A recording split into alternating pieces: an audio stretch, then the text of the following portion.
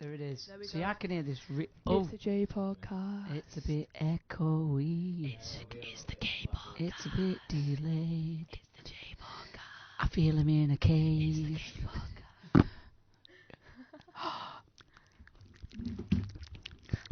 the K podcast. ASMR. You can even. He took my money, and I'm in need. You realise I keep all the outtakes. Oh, you're not. Damn, girl. The J podcast. The J podcast. The J podcast. The J podcast, yeah.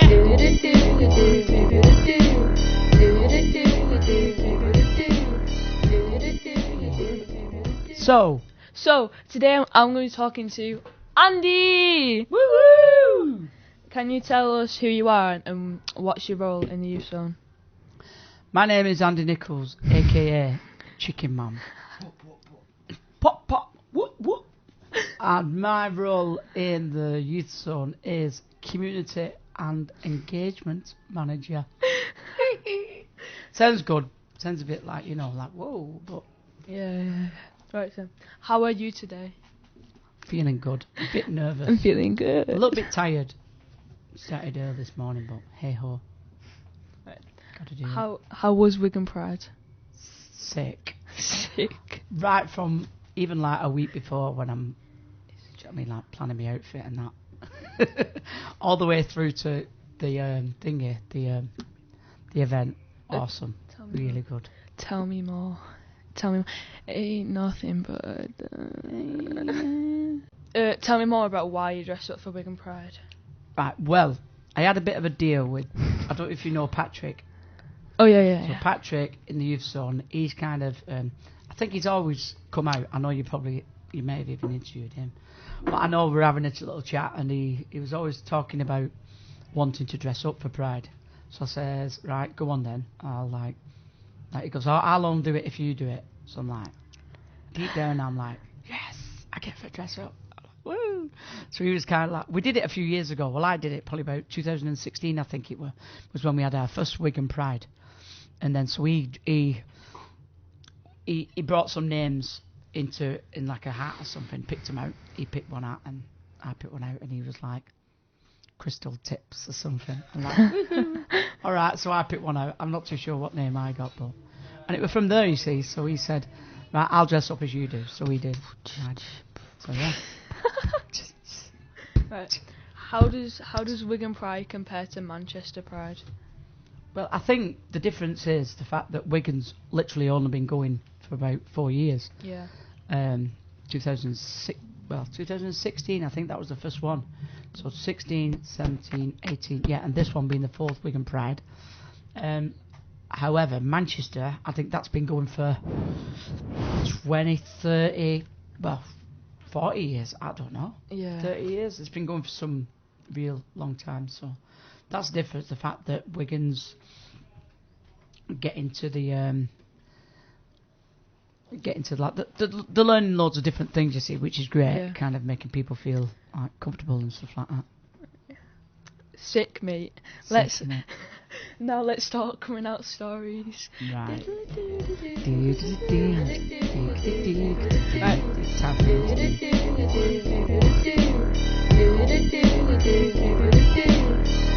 How old were you when you came out? I was 36. I might have been 37, but I think I was 36. Yeah. No, 37. I think. Yeah. Right. Where were you and what was happening in your life when you came out? Right. Well, I'm 40 now. So on the 21st. You actually? 40 now. So on the 21st of February 2016, Yeah. I planned it. I thought I didn't want to do it on the 14th, Valentine's Day. A bit too cliche, like love and all that. So I says, right, I'll do it on the 21st. So it was a Sunday. Mum was in the room. My dad was in the room. We goes round for Sunday tea around Mum and Dad's house. My sister was there. No, my brother weren't there, just my sister, Mum, Dad. and we're having a chat, and I'm like, all nervous, thinking, we're having a chat. I'm like, yeah, these spuds are great. I'm like, yeah. Then you're talking again. It's like, yeah, do you want dessert? Yeah, fine. Then we sit down, we're talking about, oh, what's going on? And it was like, I was so nervous. I was like, don't want to do it, don't want to do it, don't want to do it. I goes, Dad, I just want to say something, because my mum kind of knew. I think my dad knew as well, but you know, it was just me saying it. And then it was like, there's something I wanted to tell you. I went, I'm gay. And I just burst out crying. I was kind of like, I was just like, because it was such a relief, because I had lived so many years pretending, like in school, pretending I'm like straight, got a season ticket for about 10 years, like lads. I'm like, the only reason it's like lads was, well, because of lads. So I was like, but I had no interest in football. I was like, no, don't want to go. I'm like, and still, I was brought up in the church, you see. So the church, it was always, you can't be gay. You've got to be straight. It's Adam and Eve, not Adam and Steve. So I'm like, but I've got to. This is how I feel. I says I can't stop what I feel. So regardless of the church being, you can't. Deep down, I knew these feelings that we're getting weren't just like a fad. It's 37 years, man. Yeah. So I thought.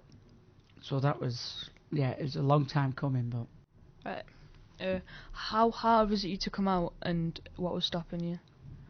Well, I think that the fact that I'd lived so long, as in being, inverted commas, straight, I'd kind of built up this image of like, like I used to work in a secondary school, so I worked with like Key Stage 4, which is year 10, year 11, in the like a behaviour kind of school as well. So these kids were like, yeah, Mr. Nichols, have you been out with that learning support teacher? I'm like, yeah, I'm like, lots. Like, yeah, of course we have. Like, oh, Nichols, you're dead lucky you going out with her. She's well fit.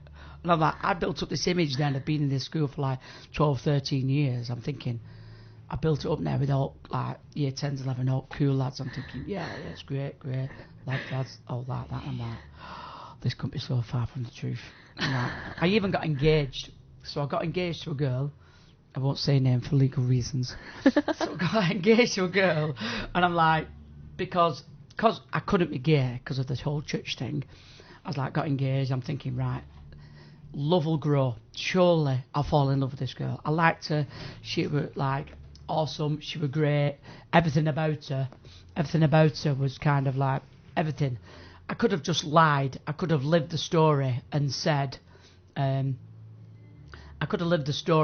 that I'm just like, because her parents was really had loads of her parents had loads of money, and their house was awesome. It was kind of like I could have just lived the whole lie and gone down this whole engagement route, but I'm just like, I can't keep doing it. And just I'm lying to myself. So it was back in the day. This was like Kate Rigby, who's now our volunteer manager. She sat down with Phil Marsh, who was the youth club leader, and it was one of the youth leaders, basically, my idol that I looked up to when I was growing up. He goes, Andy, are you gay? So I'm like, he just asked me like that, and I'm like, it's a bit of a shock. So I got upset again, thinking, been battling it for so long, and I just want to be me, and I just want to come out, and so they helped me out by sending me to Manchester to do a little bit like for some counselling, so I could kind of like, is this just do the right thing, I think, just for bit of help. But back then in Wigan there wasn't a great deal of stuff out there that I could latch onto, so they was like, well, go to Manchester every whatever, have a chat with who you need to chat to, and hopefully they'll help you. And 3 years later, fabulous. How did you feel afterwards? Oh, the sense of relief was unbelievable. I think that when I burst out in tears after speaking to my dad and my mum, and because the week after, on the 28th of Feb, I then told my brother and his missus. So then again, it was like every Sunday because I was off on a Sunday, so that's when working so many hours. But just the fact that when I told him, I was just like, after living this life for so long, 37 years, I'm like, I could finally be me. Yeah. Finally go out there and not be afraid of dressing up in this or going here, going there, going into Manchester. And it was just, the feeling was absolutely unbelievable. I can't, it's hard to describe what I felt, but it was mad. Anyway. Yeah. What do you think makes it hard for people to come out? It's just the fear of what people are going to say, as in what they're going to say, what they're going to think, what they're going to do. Are they going to like disown me as a friend? Are they just not going to talk to me? Are they just going to ignore me? I'll have no friends. But like I said, you just got to think about, if they're your friends, they're your friends. If they're your true friends, they're your true friends. They'll stick by you. Yeah. It's people who I haven't seen for like say months, but I know I can just go out with them just as like a mate or whatever, and it's like you've not been away from them. And they've always got your back. If you know you've got a nightmare, you can always ring them up, and them are your kind of mates that'll always stick by you. So that's one thing, a little bit of advice is like, don't worry, really, really don't worry. It's easier said than done, but the feeling that you'll get afterwards will be, unbelievable. What's your life been since you came out? Well, I kind of went in there with both feet. I kind of like just jumped into it. It was kind of, so I booked myself to go to Gran Canaria because it was Gran Canaria Pride. I was in that year. I think this was, well, I came out in the February, and I ended up going to Gran Canaria Pride. I think it was in the May. And then straight after that, I goes over to Sitges in Barcelona, went to that Pride. It was just trying to find myself. So when it came to August and it was like drag, I thought, right, I'm going to dress up as this. And it was all right. I've only done it once since. Well, a few dressing up as maybe Britney Spears or a little bit of what's she called from Grease Lightning? Sandy. Summer loving. So it's kind of... Jay's never seen Grease. I've never seen Grease. Yeah, I come said on, Grease to sort him that the other out. day, and he thought I meant the country. What, am I missing out? Because he had a summer romance, and I was like, Yeah. oh, like in Greece, and he was like, no, she's gone to Tenerife. Yeah, that's it. So it's kind of like the whole John Travolta and Sandy. I don't know her name and his name, but yeah. Olivia Newton-John. Olivia Newton-John. That's the ticket. So yeah, I can't think where we're going with that, but dressing up. Yeah. So since doing that, it was kind of, I just felt that all the places that I was going before, I was going to Manchester, but I was hiding, and I was just like, I'd looked before I'd go in the LGBT kind of the council, like the room on Richmond Street, just on back of Canal Street, and I'd always be frightened of going in, thinking someone's going to see me, and actually saw someone from work. I was like, yeah, I'm just out, just with some friends. This was before I came out.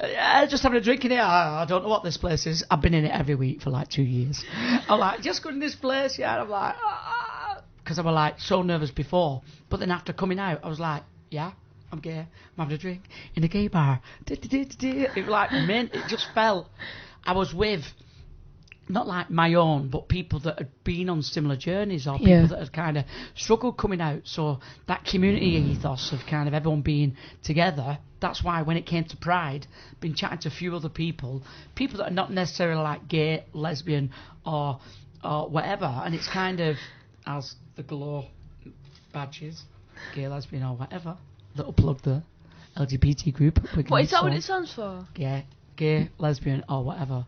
What is Like, Sigma? sick. Yeah, so it's that community. So I chatted to like Oscar in the gym. So he's in the gym doing all sorts, but he was dancing around and he just loved it. He goes, I'm not gay. I goes, I know. Whatever. And it doesn't matter if you are, but it's the fact that that community of people doing what they want. I enjoyed Pride because everyone's kind of all out there and everyone's welcome kind of thing.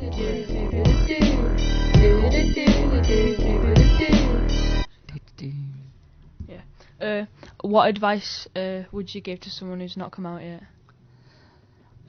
Well, I mentioned a little bit of advice before about trying your best not to be afraid of what other people will think. I know it's easier, as I said before, it's easier said than done to kind of to say that, but you've just got to look at who your mates are, who you can trust, who you can kind of have that conversation with, because you might want to put your trust in someone because you think it's the right thing to do. But I think always deep down you've got like a little bit of a, I don't know, you've got a little bit of a hunch as to who's got your back and who's not. You might think, I really want them to be my friend, and you might want to really tell them something. But just think deep down, are they really my friend? Have they really got my back? And the same again, because you don't want them then telling other people who you think, well, I weren't ready for to tell you that, I just want to do it.